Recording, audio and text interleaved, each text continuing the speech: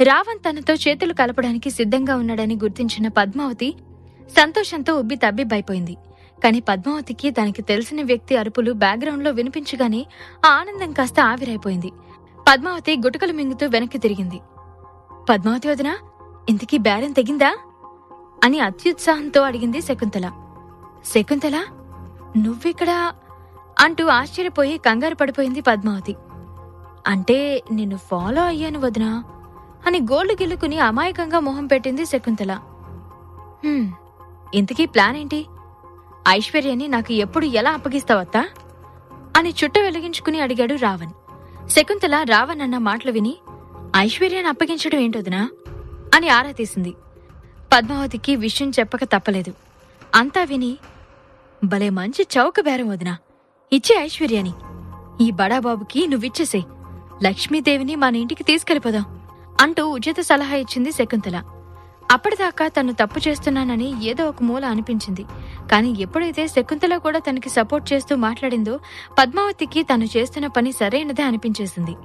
రావణ్ వంక సూటిగా చూస్తూ, ఐశ్వర్యని మాయ చేసో లేదా మంత్రం వేసో నీ దగ్గరికి తీసుకొచ్చి అప్పగించే బాధ్యత నాదల్లుడు. క్యాష్ రెడీ చేసుకో అంటూ కాన్ఫిడెంట్ గా చెప్పింది పద్మావతి.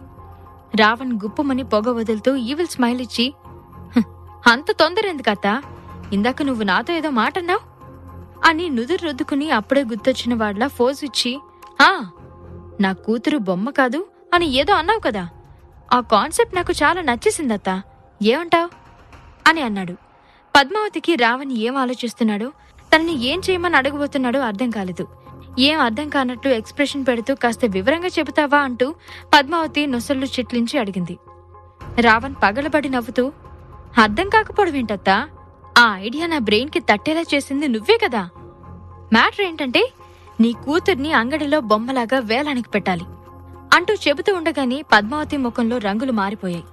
శకుంతల నోరు గాలికి వదిలేసింది. నువ్వు విన్నది కరెక్టే, ఐశ్వర్యని అంగట్లో బొమ్మలాగా కూర్చోబెట్టబోతున్నాను అంటూ తన ప్లాన్ మొత్తం వివరంగా చెప్పాడు రావణ్. అంతా విని పద్మావతి ఆలోచనల్లో పడింది.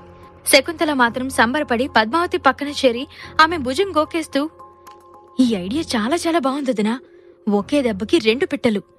ఎప్పటినుండో ఆకాశ్ మీద నువ్వు పగ సాధించాలని కన్న కలలు నెరవేరుతాయి. ఎన్నటికైనా అన్నయ్య చంద్రకాంత్ తన ఆస్తిలో చిల్లి గవ్వ మనల్ని ముట్టనిస్తాడా? ఆలోచించి చూడు. ఐషుని వీడు చెప్పినట్టు చేస్తే బంగారు గుడ్లు పెట్టి ఈ బడాబాబు కూడా మన ఆధీనంలోకి వచ్చేస్తాడు. ఎంచక్క నీ కూతురు పెళ్లి వీడితో అంగరంగ వైభవంగా జరిపించొచ్చు. ఒకసారి ఆలోచించు, నీ జీవితంలోని కష్టాలన్నీ ఒకేసారి సునామీలా కొట్టుకుని పోతాయి. మళ్ళీ మళ్ళీ అదృష్టం నీ ఇంటి డోర్ ఇలా కొట్టదు సుమీ అంటూ రావణ్ ప్లాన్ కి ఒప్పుకోమని ఫోర్స్ చేసింది. మొదట అయిష్టంగానే తల ఊపుతూ రావణ్ ప్లాన్ కి ఓకే చెప్పింది పద్మావతి. కాని ఆలోచిస్తూ ఉండగానే శకుంతల అన్న మాటలు గుర్తొచ్చి, నిజమే, ఈ రావణ్ ఇచ్చే డబ్బులతో నేను నా కూతురి పెళ్లి ఘనంగా జరిపించొచ్చు. నా మొగుడి మీద ఆధారపడాల్సిన అవసరం ఇక నాకుండదు. దర్జాగా మహారాణిలాగా బ్రతికేయచ్చు. అందుకోసం ఈ మాత్రం చేయడంలో తప్పేం లేదులే అనుకుంది పద్మావతి. డీల్ ఓకే అనుకున్నాక పద్మావతి శకుంతల మూడో కంటికి తెలియకుండా తమ ఇంటికి చేరుకున్నారు. ప్లాన్లో భాగంగా పద్మావతి, అయ్యో సరుకులు తేవడమే మర్చిపోయాను, ఆ షాప్లోనే వదిలేసి వచ్చినట్టున్నాను, ఇప్పుడే వస్తాను అని నటించేసి బయటికి వెళ్ళిపోయింది. షాప్లోకి వెళ్లిన పద్మావతి సామాన్లన్నీ కొనుక్కుని ఐశ్వర్యకి ఫోన్ చేసి, అమ్మా ఐషు, ఎలా ఉన్నావమ్మా అంటూ కుశల ప్రశ్నలు అడిగి ఉన్నట్టుండి కళ్ళు తిరిగి పడిపోయినట్టు యాక్టింగ్ చేసింది. అమ్మా అమ్మా ఏమైంది అంటూ ఫోన్లో మాట్లాడుతూ ఉన్న ఐశ్వర్య కంగారు పడిపోయింది. పద్మావతి నటిస్తుందని నిజం తెలుసుకోలేని షాప్ ఓనరు పద్మావతి ఫోన్ తీసుకుని, మీతో మాట్లాడుతున్న ఆవిడ కళ్ళు తిరిగి పడిపోయారండి, త్వరగా రండి, మా షాప్ పేరు అంటూ షాప్ అడ్రస్ అలాగే షాప్ పేరు చెప్పాడు. కొద్దిసేపటి తర్వాత ఐశ్వర్య హడావిడిగా షాప్లోకి వచ్చింది. అప్పటికే షాప్ ఓనర్ లేడీ స్టాఫ్ సహాయంతో పద్మావతిని లేపి కౌంటర్ దగ్గరున్న కుర్చీలో కూర్చోబెట్టి నీళ్ల బాటిల్ అందించాడు. పద్మావతి ఓరకంట పరిగెత్తుకుంటూ వచ్చిన ఐశ్వర్యాన్ని చూసి ఉసుపుసలాడుతూ, అయ్యో ఏంటో ఉన్నట్టుండి నీరసం వచ్చేసింది, క్షమించండి ఓనర్ గారు, మిమ్మల్ని కంగారు పెట్టేశాను. నా కూతురికి విషయం చెప్పకండి, వింటే తట్టుకోలేదు పాపం, నేనంటే నా ఐశ్వర్యకి చాలా ప్రేమ అంటూ లేని ప్రేమ ఒలకబోసింది. ఆ మాటలు వినగానే ఐశ్వర్య మనసు కరిగిపోయింది. అమ్మా అంటూ పద్మావతిని వాటేసుకుని కన్నీళ్లు పెట్టుకుంది. సరిగ్గా గురి చూసి కొట్టాను. చేప పిల్ల వల్లోకి వచ్చి భలే పడింది. నా నటనకి ఆస్కార్ అవార్డు కూడా తక్కువే అని మనసులో అనుకుంది పద్మావతి. ఐశ్వర్య పద్మావతికి సహాయం చేసి ఆమె కుదుటపడ్డాక పక్కనే ఉన్న రెస్టారెంట్కి తీసుకువెళ్ళింది.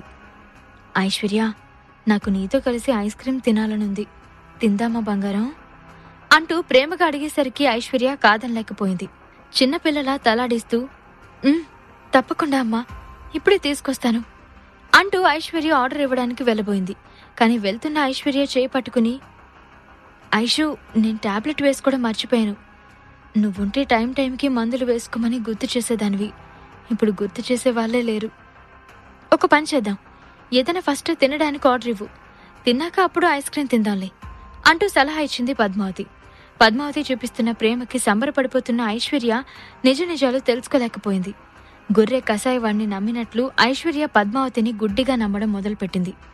ఫుడ్ ఆర్డర్ ఇచ్చి ఆకాష్కి తను ఎక్కడ ఉన్నాను అనే విషయం చెప్పాలని మొబైల్ తీసి ఆకాష్ నెంబర్ డయల్ చేస్తూ ఉండగానే పద్మావతి, ఎప్పుడు నీ మొగుడుతూనే ఉంటావు కదా ఐశ్వర్య, కాసేపు ఈ అమ్మతో కూడా ఉండవా అంటూ జాలిగా అడిగింది.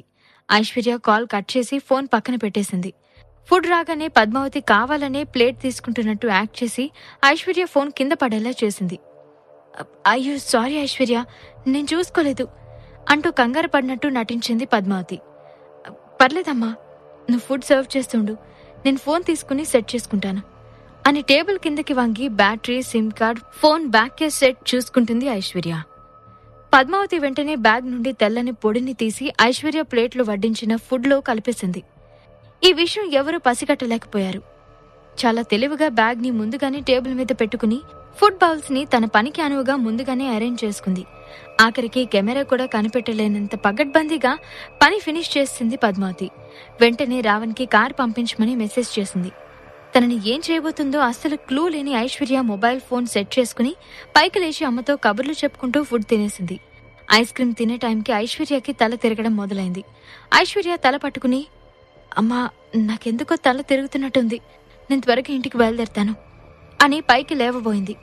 పద్మావతి కంగారు పడుతూ, ఇదిప్పుడు ఇంటికి వెళ్ళిపోతే నేను అనుకున్న పని జరగదు, అవతల రావణ్ బాబు వెయిటింగ్, ఇది ఎలాగైనా కళ్ళు తిరిగి పడిపోవాలి అనుకుంటూ కళ్ళు పెద్దవి చేసి ఐశ్వర్యాన్ని చూస్తూ ఉండిపోయింది. పద్మావతి అనుకున్నట్టే ఐశ్వర్య కళ్ళు తిరిగి పడిపోయింది. అయ్యో, ఏమైంది బంగారం, డాక్టర్ దగ్గరికి తీసుకెళ్తాను పద అంటూ డ్రామా చేస్తూ ఐశ్వర్యని వాళ్ళ కోసం రావణ్ ముందుగానే ఏర్పాటు చేసిన కార్లో ఎక్కించుకుని నేరుగా ఒక సీక్రెట్ ప్లేస్కి చేరుకున్నారు. ఆ ప్లేస్లో శకుంతల వీళ్ల కోసమే గోతికాడ నక్కలాగా వెయిట్ చేస్తూ ఉంది. ఐశ్వర్య ఎంత పెద్ద ప్రమాదంలో పడబోతుందో అప్పటికీ ఆమెకి తెలీదు. కారు దిగుతున్న పద్మావతిని చూసి ఆనందంతో పళ్ళు ఇకిలిస్తూ, దాన్ని తీసుకొచ్చావా అంటూ కార్ డోర్ తెరిచి తల దూర్చి మరీ చూడడం మొదలుపెట్టింది. స్పృహ లేకుండా పడుకుని ఉన్న ఐశ్వర్యాన్ని చూసి, ఐషు, ఈ దెబ్బతో నీ జీవితం చీకేసిన పుల్లైసైపోతుందే అని నవ్వింది శకుంతల. రావణ్ తాలూకు మనిషి వచ్చి ఐశ్వర్యాన్ని అంటనట్టుగా పట్టుకుని ఎత్తుకుని ఒక రూంలోకి తీసుకెళ్లాడు. ఈ ప్రశ్నలకు సమాధానాలు తెలుసుకోవాలంటే నెక్స్ట్ ఎపిసోడ్ వినాల్సిందే. క్రింద ఇచ్చిన లింక్ ని క్లిక్ చేసి పాకెట్ ఎఫ్ఎం యాప్ ని ఇన్స్టాల్ చేసుకోండి. Stay tune to pocket FM.